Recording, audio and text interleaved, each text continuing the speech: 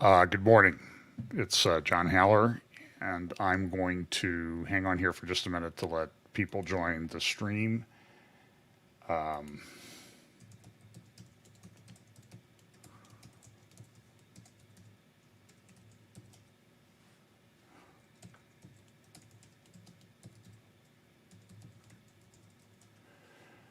so let me check some things here.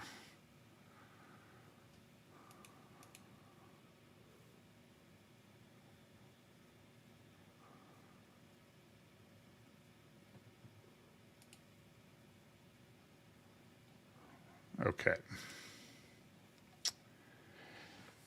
Okay, I'm going to start. Can you all hear me? Somebody in the. Okay, I need to turn the sound off. There's a little bit delay between my video and what's going on. Well, there's a lot of stuff going on that I want to talk about this morning. It's crazy. I was going to do this tonight, and I had a bunch of stuff to prep. So I'm going to try to limit this to just a couple of issues because I could do this till this evening when I was going to do it with all the different things going on. So I don't have as many slides prepared as I usually do. I'm going to do web pages. I'm going to try that for a change. And if you have questions, sort of save them for the end, and then just do like question all caps, and that'll help me out quite a bit because it's hard for me to follow them through the live stream. So kind of type them down someplace, then cut and paste them into the comments, and do like question in all caps, and then I'll be able to flag it. So, wow. Hey, let me do this. Let's just pray to start. Lord, pray you bless our time together today. And as we talk about some pretty heavy and disturbing topics, but we just pray that we always will remember that you're in control, and it is to you who we look for our hope, and certainly not in the governments of man. Always help us to keep that in mind. Bless our time together today. In Jesus' name, amen. Well, so where do we start?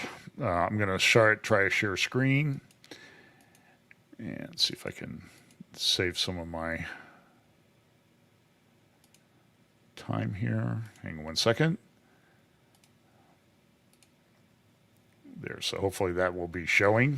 You don't have to see as much of me. So let's talk about this first. This is kind of interesting. This is, of course, Florida. This is a live shot. I think if I go here, I can turn this on live. This is a great.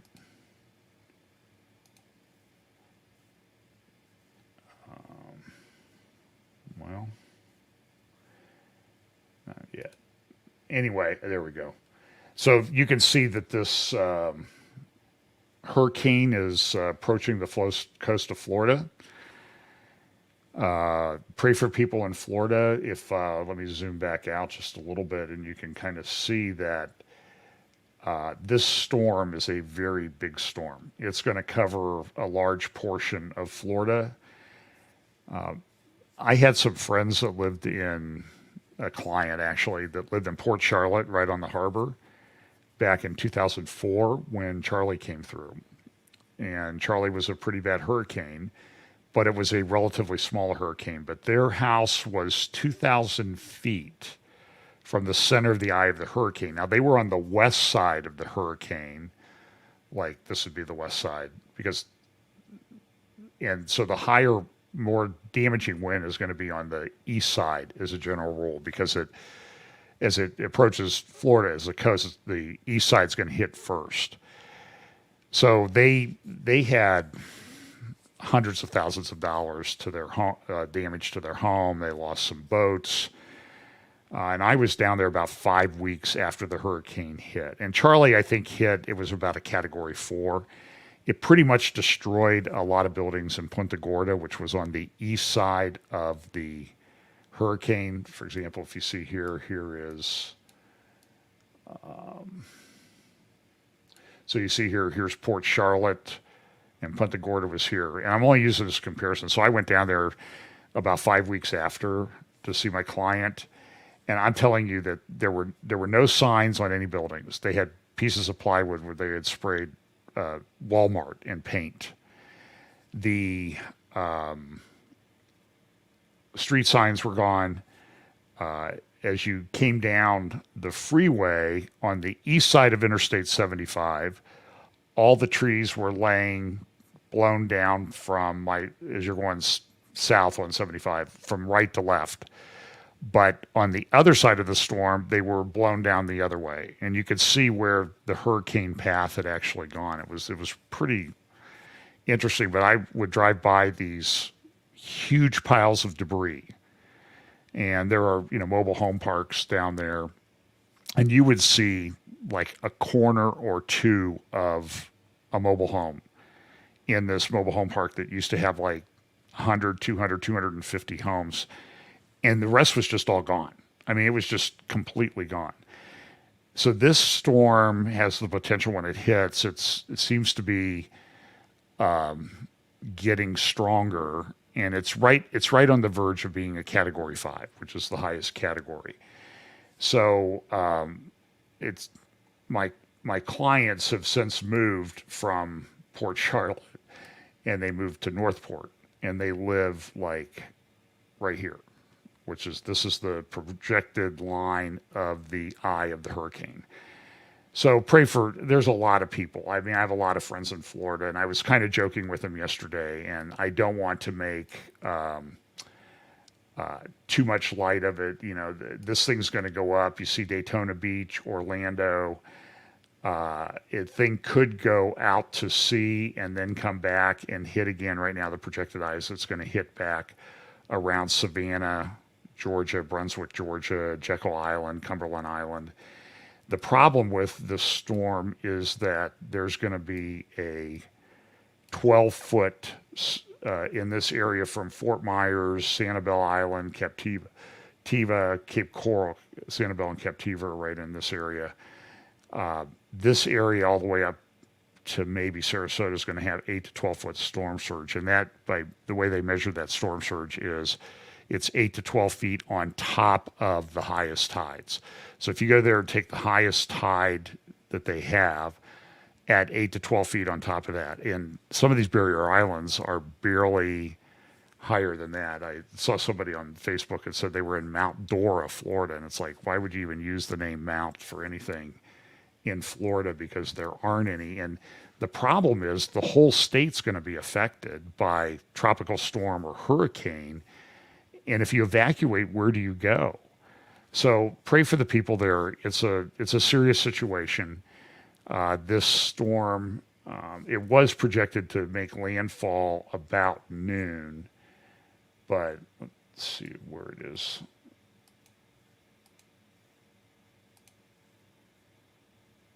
Okay, so we're at about noon now, so it's not quite going to hit. It's going to hit sometime this afternoon. So pray for these people. I don't know that there's a prophetic significance to this, but it certainly just shows that there's just this complete, utter chaos in the world that we live in. The other interesting thing is, now it's not going to show up on this one. People in, let's see if I can get this one to come up.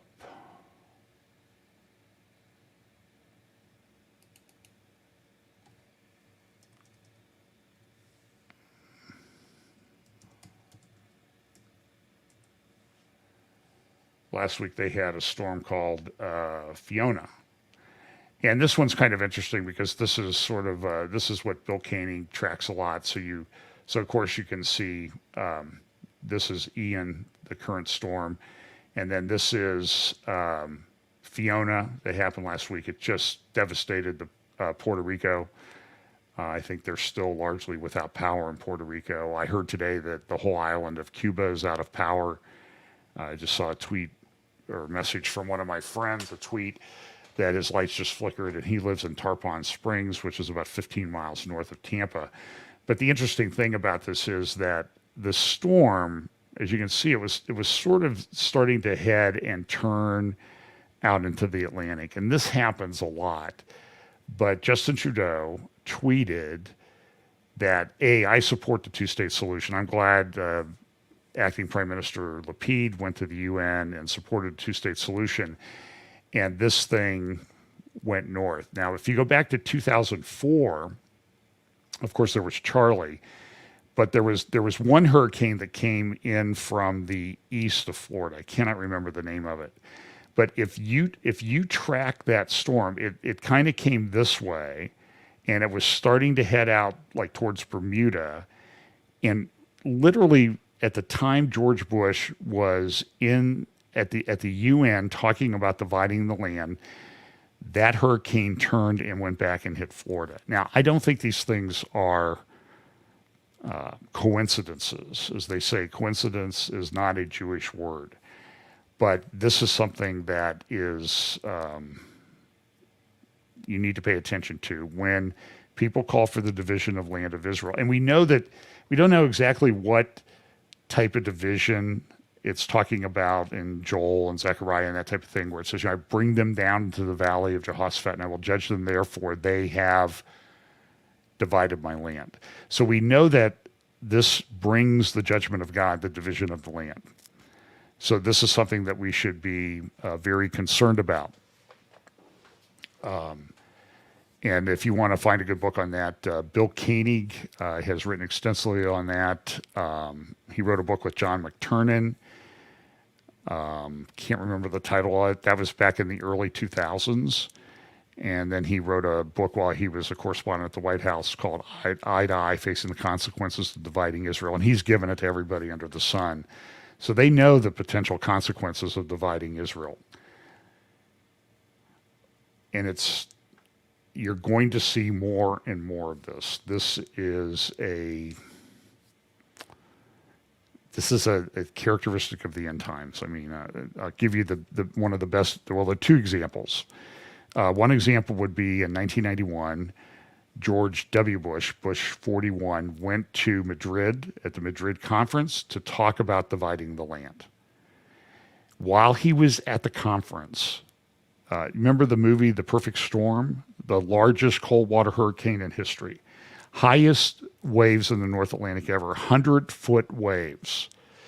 That storm, while he's in Madrid talking about that, turned around and hit his home in Kennebunkport and caused extensive damage to it. In 2005, in fact, one of the interesting things that you can do with this Zoom.Earth website, so if you go to, let me see, we go back one. I think this will work. I did it the other day because I sent it to Bill because I didn't know if he knew about this website. Oops.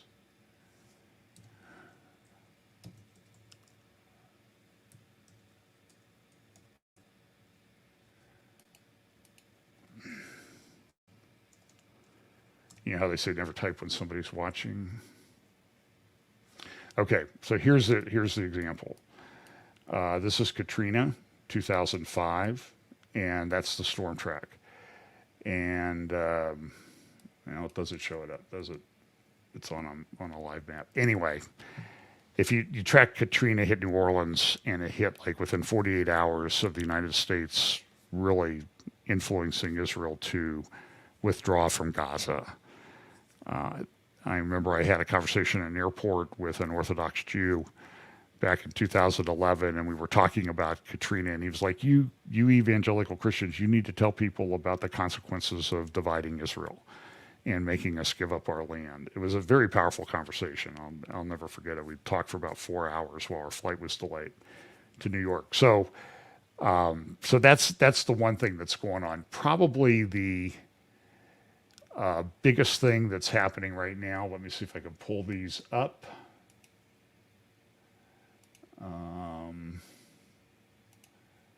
Somewhere in here I have front pages. Maybe this is it. and this is probably the other topic I'm going to talk about. Sunday, by the way, just so you know, I'm going to talk about the transgender issue, which is a big deal. And there's some things going on there. There was a Christian church down in Katy, Texas that had a big event, and they actually brought in Antifa because they knew that the mothers for liberty or the moms who love their kids were going to come and protest this drag queen show at this church. And I'm telling you, the stuff that they're doing is getting more and more explicit. It even involves like having the kids touch them, having the kids put money in these transgender stripper dancers' belts or pants by little kids. And parents bring their kids to do this. This is absolute insanity. I don't even know how to talk about it. I was listening to one radio show the other day where it might have been Glenn Beck while I was driving around, and he said, you know, I went and bought one of the books, and he goes, the book is pornographic, and this is in the school library. And if you went up to a kid and read to them from this book, you would be arrested for grooming the kid or abusing the kid. But they put it in the school libraries, and then the teachers talk about it and all this. So I'll talk a little bit about that. I'm also going to talk about what happened about 2 weeks ago at the 7th Congress or meeting or council of the world religions in Astana, Kazakhstan. The Pope went. They signed this document reaffirming the document that the Pope had signed. All the world religions were there. Christian, Muslim, Orthodox. They were all there in this rather strange city. In fact, let me just give you a bit of a preview of that.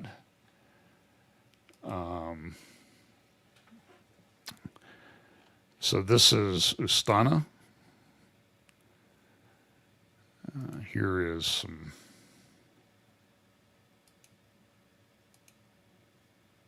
So this is this is one of the logos. These are some of the logos that come about it. This was the Pope logo. You can kind of see the dove. Here's another logo that came out of one of those meetings. Where's my mouse?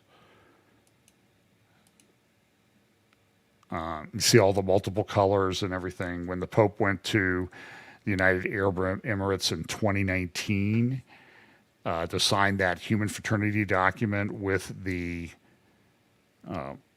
imam who heads up Al Azhar University in Cairo, which is the largest Muslim university outside the Middle East, in the Middle East, most influential Sunni university in the world. They signed this document on human fraternity. That was February of 2019 in Abu Dhabi in the United Arab Emirates. I've been researching it. It looks like sometime in the next 3 weeks, the Abraham Family House that I've talked about a lot should open and be dedicated, and they have a symphony called The Unity of Three, the Abrahamic religions. And so growing out of that document that the Pope signed on human fraternity, there has been, it was affirmed by the UN in 2020. And now they have this conference, and this is a picture of the conference that they had September 14 and 15 in Astana, Kazakhstan. And of course, you see the Pope there. You see the Imam, you see Orthodox, you see Catholic, you see all these different religions were represented at this. And this is the 7th Congress of the leaders of the world in traditional religions that they've had. The lady in the middle of this photograph is a Anglican, and she was the one who read the agreement that came out of this particular meeting. This is Astana. This is a very interesting city. This is after the fall of Soviet Union. The capital of that region used to be Alamy, Kazakhstan. They moved it to this city and built this city, or built up this city, and it has very strange architecture, to say the least. You can see the big round buildings and everything. There's a building shaped as a tent. And if you look right behind the Capitol building here, you see this area right here. Look at what's back there. Is this pyramid? Now, this city has changed names a couple of times. There was a lot from the founding of Kazakhstan and after the fall of the Soviet Union back in the around 1990, 91. Kazakhstan became an independent country. And there was a guy who came into power. And so the city of Ustana changed its name for many years. This happened about 5 or 6 years ago, I think, to Nur Sultan. But it's interesting that just recently, within the last couple of weeks, the current leader of Kazakhstan, I think there's some allegations or concern that this longtime leader of Kazakhstan was engaged in some kind of corruption. I know that's hard to believe that there's a politician engaged in corruption in a Islamic country. I mean, it's just never happens, right? So the city was named after him for many times, but they just signed a decree, and within the last few days, the city has gone back to be calling Ustana. It's spelled Astana. But here is this pyramid. So you see the capital that I showed you in the prior photograph. Okay, so you're looking sort of the other direction, and you see the pyramid and the capital, and you see the minarets. It's an Islamic country, but this has a lot of. I don't usually talk about this, but it has a lot of Freemasonry type symbols within this city. And this is where they go to have this meeting called the Council of the Leaders of the World in Traditional Religions. And this is the 7th meeting they had, and they've centered it there. And the interesting thing is that this building, which is where they usually meet, this pyramid, and the top of the pyramid is this big conference room. And the building is called, the pyramid is called the Palace of Peace and Reconciliation. You know, this is where I would insert the phrase that a lot of us in Bible prophecy like to use sometimes, like you can't make this stuff up, but this is actually happening. And so here is this meeting that they have. Here's a picture of the big conference room that they met in. And this was broadcast on EWTN, the Catholic channel. And you can see all the different religions and everything that are represented there, multi-ethnic, Arab, Muslim, that sort of thing. So they came out of it with a document that said they want a just, peaceful, secure, and prosperous world in this post-pandemic world. Antonio Guterres issued a statement. The Pope did a mass there. And here's one of the quotes: "Peace is urgently needed because in our day, every military conflict or hotspot of tension and confrontation will necessarily have a baneful domino effect and seriously compromise the system of international relations." So maybe we should give the Pope our guest prophecy updater thing, because he's recognizing we live in a very volatile world. In fact, I was going to wear my, I don't know if you can see this. It doesn't come in very well, does it? My teacher, well, it says Apocalypse Now on it. It doesn't work very well with the green screen.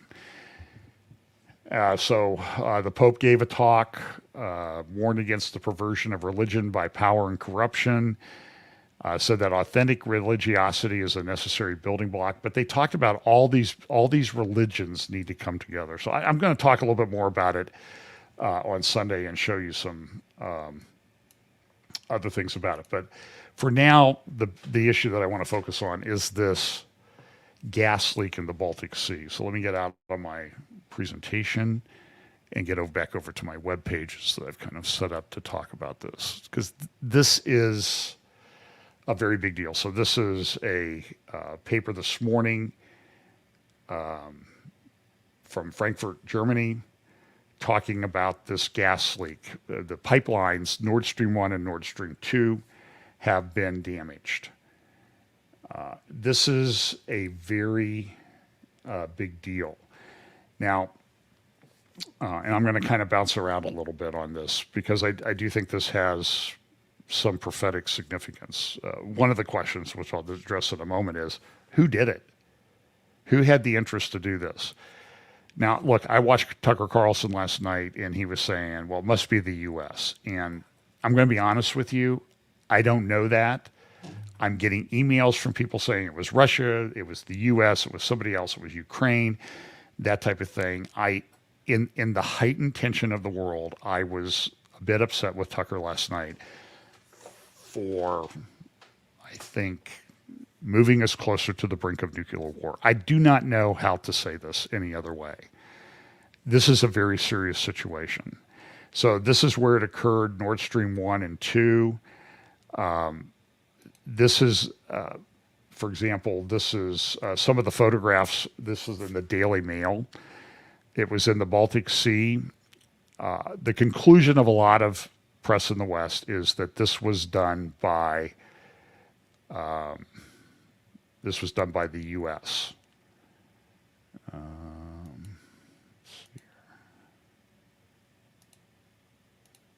I've got so many tabs open here, it's hard to. Here's a pretty good picture of what the gas bubbling up. Well, now my internet's slowing down. Anyway, let me go back to the Daily Mail because they have a lot.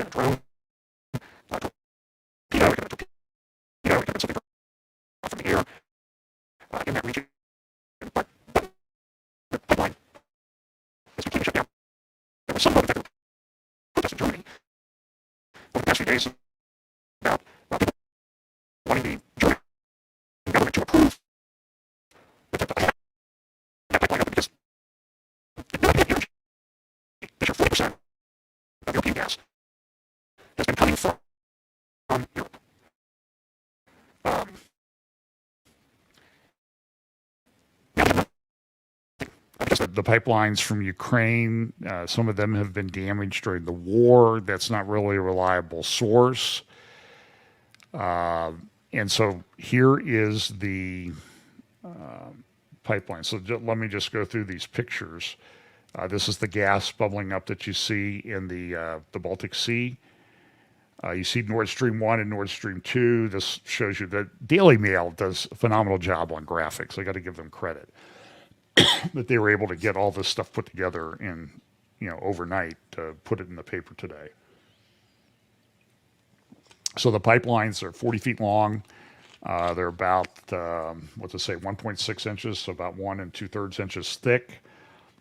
They have a coating on them. They're welded together. They're 3.5 feet in diameter, and they're laid along the ocean. And you can find, used to have a website, I haven't been able to find it today, that showed how they laid the pipeline. Very complicated process. And understand, this is in water that's only a few hundred feet deep. And it's taken years to do this. Russia has invested billions of dollars in this to get their gas to Europe. You have audio problems for the last 5 minutes. I got a call. And what's okay?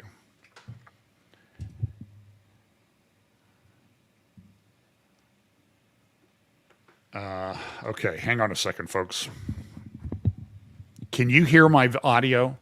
Somebody say yes or no. It